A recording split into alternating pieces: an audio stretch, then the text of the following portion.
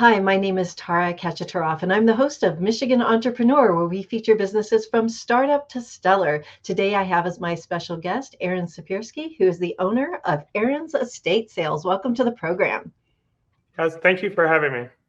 Absolutely. Well, I'm really excited to talk to you. And we actually had you on the program many, many years ago. And now we're having you back with the new and improved Aaron's estate sales. We have so much more to cover. But before we do that, why don't you tell us a little bit about your background and what led you up to starting the business that we're going to talk about today? Yeah, absolutely. So I come from a background, my family, I grew up very low income and definitely didn't do great in school. I struggled throughout school but I always had like a passion for helping people. And so as a kid, when I was about 14, 15, I started volunteering, did a lot of volunteer work throughout my teenage years.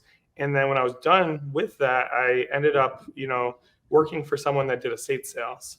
What I found was treasure hunting and being able to find something in a house that people didn't know about that was worth a lot of money, and being able to realize that for others and help others sell those items became a huge passion for me as I was looking for a purpose, another purpose after helping people, volunteering, making no money for so many years. I just wanted to find something that I could have a passion for.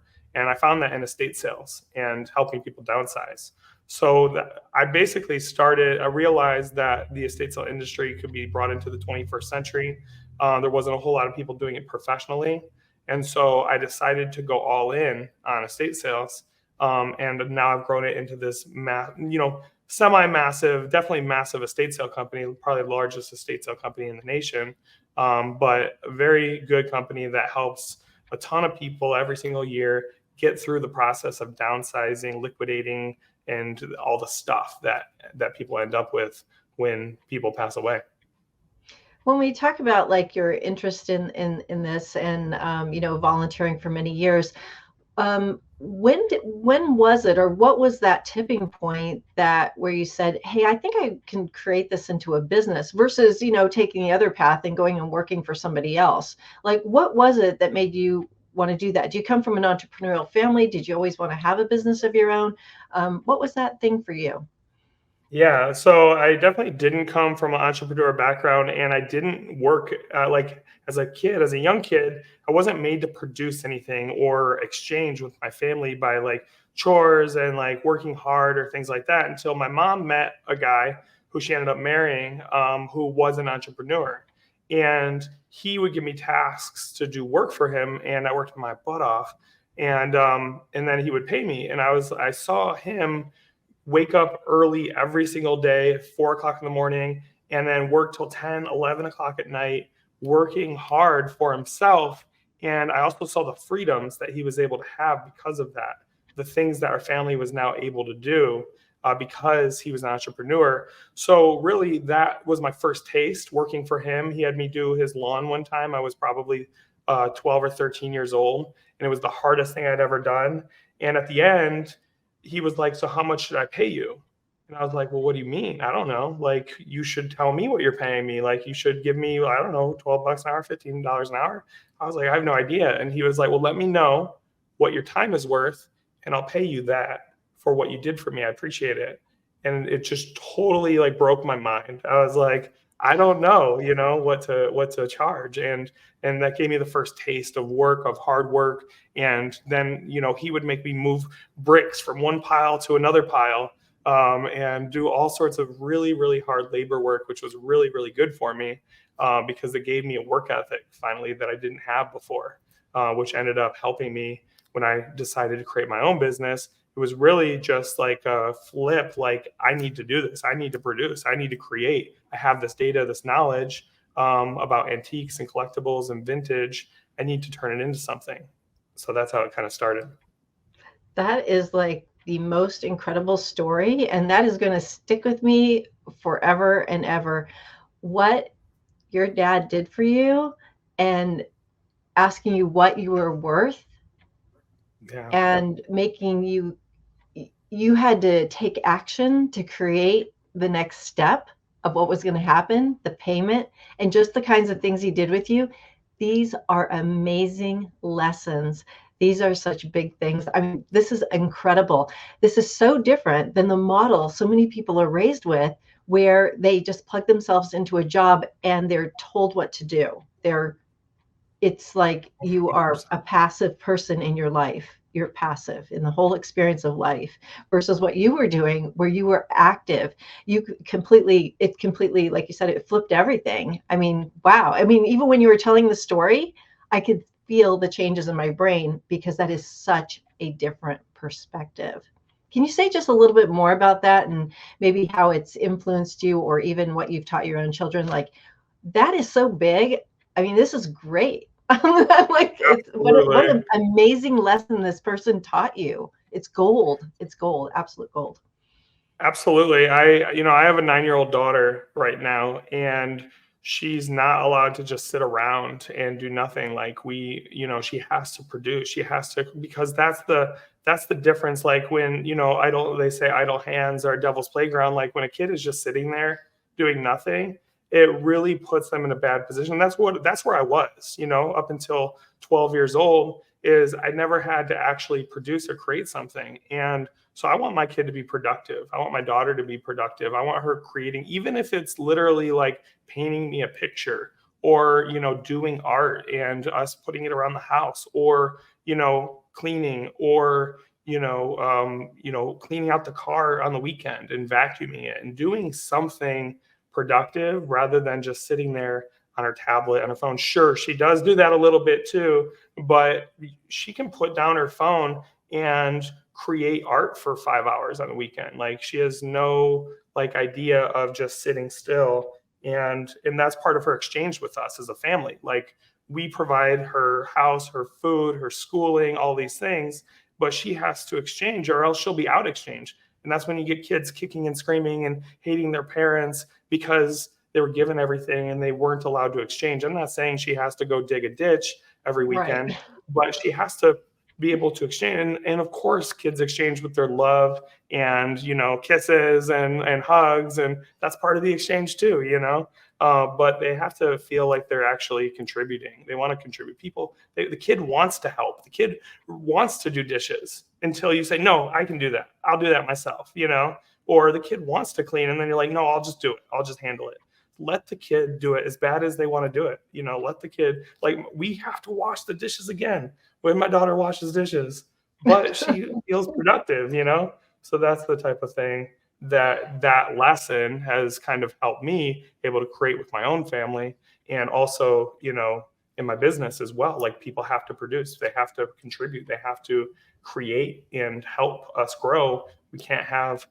We're too small to sit here and hire someone that isn't going to push the needle, further along. Yeah, I just love the fact of the whole planting the seed of being an entrepreneur by just those things of asking you what you're worth. This is so ties in so much to what we feel about ourselves, but also what we can do in the world. And I just love this. Oh my gosh. So why don't we turn a little bit more to what you're doing in Aaron's estate sales? So I know you have estate sales, you have auctions, and you have some other things going on. Why don't we unpack each one of those? Tell me a little bit about the auctions that you do and the kinds of services that you're providing for folks. Yeah, so what we found was from the estate sales, like we do a lot of business in the estate sales. We do about 300 homes a year that Oh need my gosh. downsizing services. And what we found is that they need other services alongside of that. Oftentimes, when we do an estate sale or when we get a call from a client, they will have a collection of higher end art, of coins, of jewelry, of things that really need a worldwide market and that shouldn't be put into an estate sale. So we've created a whole other company called Block Auction House that specializes in helping sell specific collections. Like right now we're cataloging, which means photography and descriptions of a sports collection that a client had. That's going to be 400 lots of signed sports memorabilia. Those things deserve an online market. So we put those online. We run them just like a standard auction would. where you have bidders and multiple different websites bidding against each other. And we achieve, worldwide sales results where we can sell things all over the world through online auction. So that's what we do with there. And then because we do that, we've gotten a lot of other collections. Like right now I'm looking at in front of me, we have a bunch of slot machines and antique like games that we just brought in for auction. So that's sort of what we do in the auction. And then we also do clean outs. The majority of our estate sales get a clean out afterwards. And so we have a whole separate division of our company that just focuses on helping people clean out properties so that they can put the properties up for sale or get them ready for whatever their next step is. So we do a ton of clean outs. We did about 150 clean outs of homes last year, just in Metro Detroit and Michigan. And so that's a huge part of our 150? business. Wow. Yeah, That's 150 amazing. homes. So when you do that, I mean, are you literally like vacuuming, moving the stuff, all the stuff out and everything like that? I mean, what's all the details of Yeah. that? So after an estate sale, we'll remove every item. We'll donate whatever we can donate. And Okay. then we trash everything that can't be donated. Or, and sometimes we work with partners, like downsizing partners, who will Mhm. help us recycle and reuse and get the items to different places. And then we also help people that just need the house cleaned out. It's not valuable enough to sell the items inside. They need the house listed quick. They had a tenant living there and their stuff, so we'll just empty out the property. And yeah, we leave it broom swept, completely vacuumed, ready to go for its next step. That's fantastic. I really like how you're really addressing all the different parts of this market, from the items that should go up to auction, and knowing that you have this block auction company, that's fantastic. So now you really have that international component to your business. That's amazing, and opens up a lot of opportunity for you in terms of bringing in income and people together from all over the world, let alone spreading your name far and wide. And then the clean out services, that's fantastic. I mean, there's so many, realtors and other people that are working in that space that this is such a valuable thing to, just to network into that whole other industry and offer these amazing services. This has been fantastic. This is way beyond what I even expected of an estate sale company. This is great. You're covering all the bases and just making full service. Yeah, exactly. And we actually recently we purchased a real estate staging company called Stage Detroit, so we can really service the real estate industry full circle. So we can empty out the old stuff out of a property, stage vacant properties, or after we clean them out, we can stage them beautifully so that they can be sold. And what we're finding is there's so many people that we work with every year that they're also asking us to sell their house. So we partnered and we are starting a real estate company as well in the next few months called VIE Realty, VIE Real Estate. VIE Real Estate. Okay. Yeah. We have a lot more guests on the program coming up, because I have been looking for a staging company forever. I'm not kidding you. Really? Really. That's amazing. I haven't found one that yeah. Okay. Well, we have some other things that we'll be doing together in the future. So we'll be in touch on that. What I love here is another example for entrepreneurs out there who are watching this program is, how you're going after these different markets and just creating and collaborating with other things, buying other companies that are already in play, and then pulling them into your umbrella network of the estate sale business. This is amazing. What has prompted you to, or what has it been allowed you to go and add these other things? Where did you have to grow to start, doing some of these other kinds of things that you're doing? What was like kind of the tipping point or that part in, where did you get to as an entrepreneur where you started adding all these other things? What was it for you? Yeah. I think that nothing would force me, like I was making decent money doing estate sales on my own, right? And I know a lot of other estate sale companies where they just operate it themselves. They do one estate sale or two estate sales a month, and that's good for them, And I think that what drives me to grow my business is a purpose to help people and to provide for my family, my church, and my community by creating more. So that's the purpose that's driving me to growing is, hey, the money is not just for me. I think it's like I've taken the viewpoint of like it's super selfish to be like, I don't need a bunch of money. I don't need to grow my business. I don't need that. I'm good by myself. I have enough business as it is. I'm fine. All of those statements are me, where I'm like, man, I would love to be able to build that park or, help my family when something goes wrong. Like there's all sorts of things, bad things happen to good people.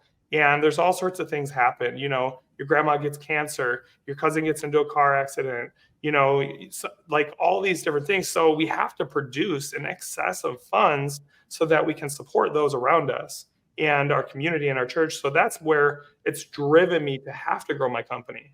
Like I have to expand, I have to keep growing because I want to help more people and I want to be able to do more for others. And when you shift that viewpoint, I think all of a sudden it becomes a requirement. It's more of a responsibility factor of like, Mm-hmm. hey, I have to grow this because it's my responsibility to do this, to be the one that's able to support, to be the one that's able to help, when others can't. And so that's the thing that's driven me. And then obviously the other opportunities, I think that when you are producing and doing a lot, other opportunities present themselves. So you attract, and like we were talking about earlier with YouTube, we've been attracting a lot of people. I get 3 or 4 emails a week about people wanting me to help them start their own estate sale company. And so now we're kind of leaning into that as well. But it has to, like, you won't grow if you're just thinking about yourself. It just won't happen. Yeah, it's kind of like you've shifted from leader to servant leader. I mean, that takes on a whole different kind of feel and perspective of the world. And it's that thing, when we're entrusted with things, then we have to take on a new responsibility to bring those things to others. And I think this is great. I love hearing how that has shifted for you, because the more we can create, I mean, look at your company. It's like, I don't know, 4 times the size it was the last time I talked to you, and that was years and years ago. I mean, it's gigantic, and all the things you're doing. I mean, I think you maybe had a couple people working for you way back when. I mean, this was many, many years ago on Michigan Entrepreneur. We're now in 19 years, but it's just fantastic to see what you're doing, because at the same time, you're growing other people by creating jobs, putting money back into the economy, spreading the word, bringing all these other companies into, your umbrella of companies, which then there's synergies, and then there's more efficiency, and you can hire more people, because yours is not a job where AI is going to take over. People have to Right. be at the estate sale. And that's another thing I love about your business. It has to be run by people. And can you say a little bit about the people that work for you? What are the kinds of qualities that your team shares? What are those things you look for, and what do they share and bring to your company? What are those great qualities? Yeah, absolutely. So we have, our values, and we need our staff to be transparent, goal driven. We definitely, when we're hiring, we're asking people if they have goals. What are their goals? We want people that have big goals that want to grow with us. We want people that want to come here and grow the company and see themselves grow in the company. And I think that it's a challenge, hiring and finding the right people. But there's so many great people out there. There's so many good employees and people that want to be a part of something that's growing and cool. So I think that, I hear all the time from people that are saying, oh, there's no good people, you can't find people. And really what they're saying when they're saying that is they're saying, I don't know how to hire. They're saying, I don't know how to find good people. They're saying, I don't know how to have a good environment that good people want to come and work for, all of those things. And of course, we go through our struggles like everyone else, every other type of business, because you're dealing with people. It's emotional. Like it's a real thing, it's not just, and it's not as easy because we're going into people's homes. It's a lot of work sometimes when we have to go and help a hoarder situation, or we're going into a family's home and they haven't cleaned in 15 years, or grandma passed away, like all these different situations. So our staff really have to have that purpose as well to help and grow and have goals, to be able to be here, or they don't do well here. They're like, wow, this is a lot of work. I don't want to do this. They're like, this house is disgusting. Like, yeah, I get it. That's part of the deal. Like, we're going into people's homes. We're helping real people with real situations. And obviously there's those homes that are multi-million dollar mansions, clean as a whistle. And then you have homes that are not, that also need help. And we want to help Mhm. everyone. So we want to do both of those deals. So it takes a really strong team to be able to go through that process.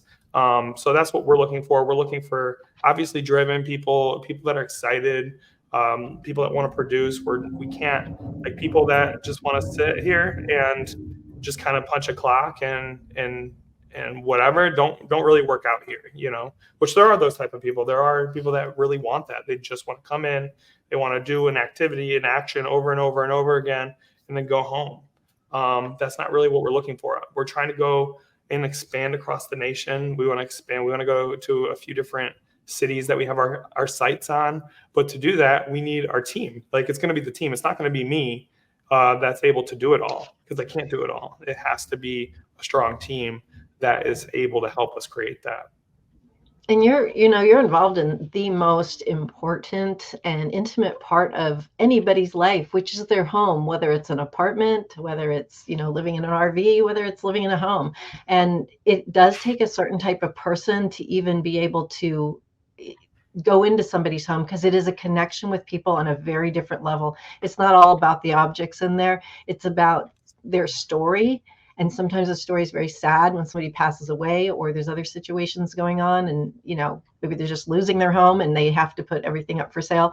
So there's a lot that goes into that, and I do think it does take special people to do this kind of work. I mean, people are giving away their treasures. It doesn't matter if it's worth $1 million or $1. This is who they Right. are, and it's a part of themselves. I mean, even looking at your site, it's very emotional to me, because I know what homes and objects mean, to various people and myself.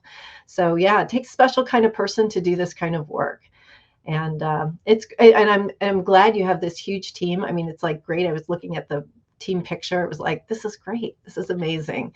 All these people are serving people to help them with probably one of the most difficult things in their life, which is either selling their home and getting rid of it, getting rid of the things. This is such a huge transition point, and to be a part of somebody's story that way is really very touching. Yeah, I agree. And we get to experience it every day. We get to go into these homes. We do about 5 to 10 homes a week. And I get to hear the stories of our sales managers working one on one with those clients through everything that client was either struggling with, or they were happy to get rid of, or, the things that are mean so much to them. And one of the beautiful things is that we get to find new homes, and those items get to live on and be loved by someone else. Like, it's not just going in the trash. Somebody's coming in, they're going to give you money, but they're going to continue the story of that piece. Like, people connect with objects so much, and their things, that it becomes a part of who they are. You get the people who collect different things, or, the person who's been collecting railroad items for the last 50 years, and it's who they are. They're a train guy, or they're a doll lady, or they're, mid-century modern person. It just goes on and on with the things that people associate and love to have. So we get to tell those stories through the stuff every single week. Yeah, absolutely. What a fascinating business. And I think we're going to probably have to have you on again, because I didn't even get to most of the questions that I have, but I have a little bit more time. So one of the questions I'd like to ask you is, as you've been running this business over the past, I don't know, is it 17 years, 13 years? I can't remember. Yeah, How long? this is our 13th year. 13th year. What has been one of the biggest lessons that you've learned as an entrepreneur? What's been really something that stand out to you? I would say, I mean, as you ask that question, so many things hit me. Oh, I gotta say this, I gotta say this, I gotta say this. But I would say that every single, like, it's not just like, what happens as an entrepreneur is you're really good at something. I was really, really good at antiques and collectibles. And I can Mhm. walk into a house and tell you what every single thing is and pick out exactly what the value is. That's one skill set. As an entrepreneur, you need 1,000 skill sets. So all of a sudden, finances and accounting, you need to know that. You need to be aware, because you can't be cause over it if you don't have the data. You have to be able to hire people and manage people and deal with people. You have to know customer service. You have to know, websites. You have to know all these different skill sets. And I think that that's something I didn't realize for the first few years. And I was just bumping my head up against the wall, not realizing that I was just missing these different skill sets. So I spent a lot of time attaining these different skills. So I think that that's huge. And then the other thing, and I don't know, like one of the biggest things is that you have to keep having wins. So you have to, even if it's a little project that you have a win on, you have to reinforce your wins. So when you do something successfully, you have to really acknowledge it. And when your team does something really well, you have to acknowledge it so much so that they keep on doing well. And I think that the little wins pull you through. And obviously the big wins are great, but every day, that little contract that you sign, that's a win. That customer who's like, oh my God, I love your estate sales. I love coming here. That's a massive win. And I take that and I just like rack them up in my mind. I'm like, we're doing the right things. We're going in the right places. We just need to keep pushing, keep going. And so those are some of the things I think that I've learned, Yeah, and now you're on a whole nother level where you're acquiring other companies and integrating them into your whole portfolio, so to speak. It's just amazing what you have going on. We're gonna have to do like 10 more interviews just to get through them all, which I'm happy to do. So awesome. because I love this area. So we'll be doing some more interviews, definitely. As we wrap up our time though, Aaron, which I hate to say goodbye, but if you could just give one piece of advice to entrepreneurs, what would that be? It would definitely be start with production, start with doing the thing instead of the planning.